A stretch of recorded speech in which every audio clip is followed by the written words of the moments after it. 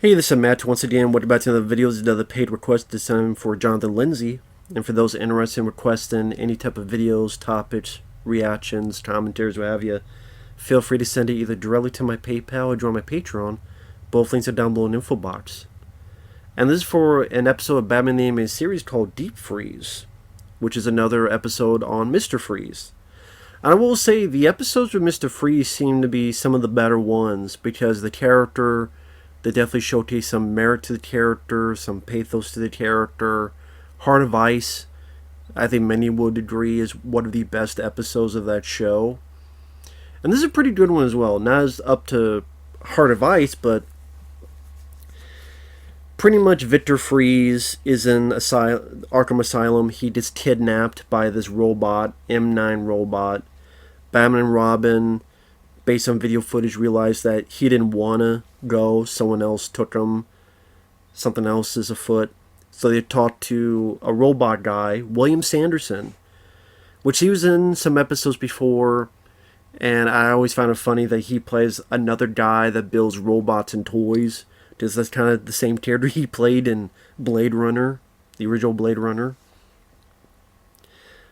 But he pretty much gives a bit of info what this robot is, and it leads them to this theme park guy, voiced by Dan O'Herlihy. Now, if that name sounds familiar, he was the old man in RoboCop 1 and 2, above Dick Jones, Ronnie Cox's character.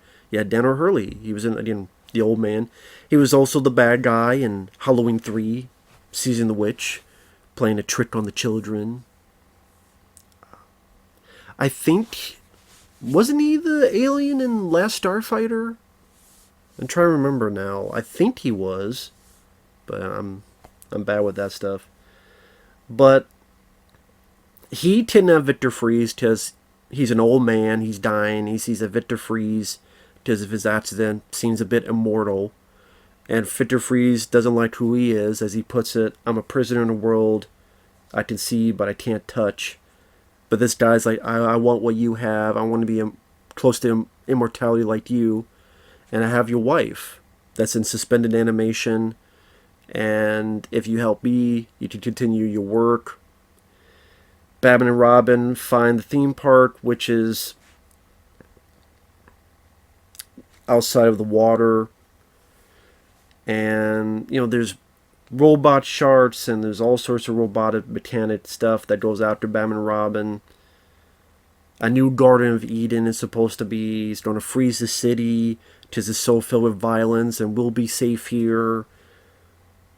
And of course, understandably so, but I still thought it was a worthwhile story note.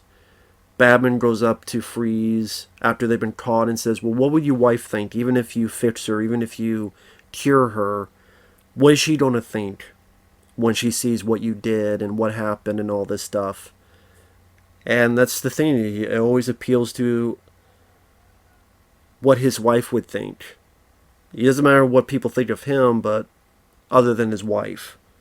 As that consistent note of his wife means everything to him, even his wife's opinion on him. And he knows that if his wife one day was cured, and she somehow find out, she would hate him forever and never forgive him. So that's why he helps Batman and Robin. And Freeze is a bit of a badass, freezing all these people with his gun, freezing Dan O'Herlihy, being a badass. I do like the voice actor. I thought they did a good job picking that for Freeze. I don't remember the guy's name. I don't recognize, because I looked at the credits, I didn't recognize his name from other stuff, but again, they did a good job with that. And he does freeze Dan O'Herlihy's character. Batman's trying to get him to come. He's like, I'm not leaving Nora, my wife. Freezes Robin. Take the boy and go. So Batman takes Robin. They get out of there. The Garden of Eden place, theme park blows up. Sinks. And you pretty much get the idea that Freeze is with Nora, and they're drifting on this block of ice, and I don't know if there was ever a culmination where Freeze actually did cure Nora. I'm guessing not. But that would be interesting if, like, you follow the show and then people go, we know it's the last season, so let's wrap up all of these villain stories. So Freeze, he tears Nora, has time with her, and then maybe he dies. Joker, you finally have an end-all be-all to stop his character. Two-Face, he's cheered. This, I mean, like, that would... If you had a set plan, that would actually be nice to see. Where there's a finale to all this stuff, there's an end goal. But that's not really something that happens a lot with this type of stuff. I wish Batman and Robin was able to do a bit more in this city. They weren't able to do much because they got caught pretty easily, and then Mr. Freeze had to save them. It's pretty much Batman having to appeal to Mr. Freeze's feelings on his wife. So I just wish there was a bit more ass-kicking from Batman. I mean, Batman able to do like a boomerang thing that cuts a couple robots' heads off and such. But I guess, I was wishing for a bit more. Like I said, Mr. Freeze, I thought, was more of a badass here than Batman and Robin together. But I mean, that's the point of it. And it didn't struck me as hard emotionally as Heart of Ice. But it was still a pretty decent episode. Like I said, Mr. Freeze he's a pretty good character to utilize. And that's why, I said if they do a sequel to the Batman with Robert Pattinson, I'm telling you, Bryan Cranston's Mr. Freeze would be interesting. Where maybe he has henchmen and there's creepy ways of doing it where you drop some ice in a cup, but if you drink it, the bits of the ice go in, but they freeze you from the inside out.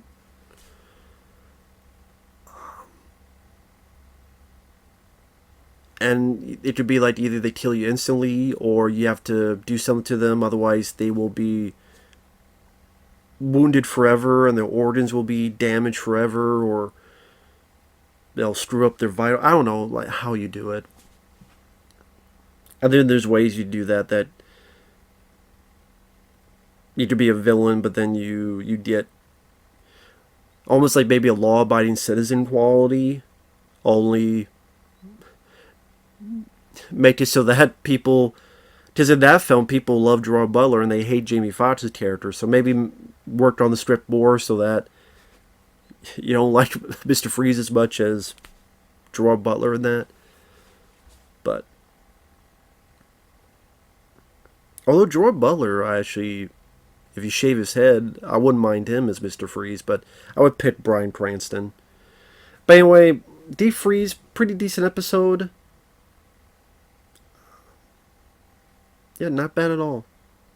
Yeah, I mean, other than I wish there was a bit more... But it was nice to hear Dan O'Hurley.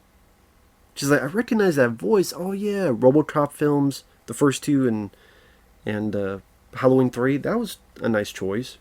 I don't know if that character comes back. But they got quite a few decent, voice acting in this. So they did a good job with that. But overall, not a bad episode. So thanks for watching. Take care. We'll see you guys later. Bye-bye.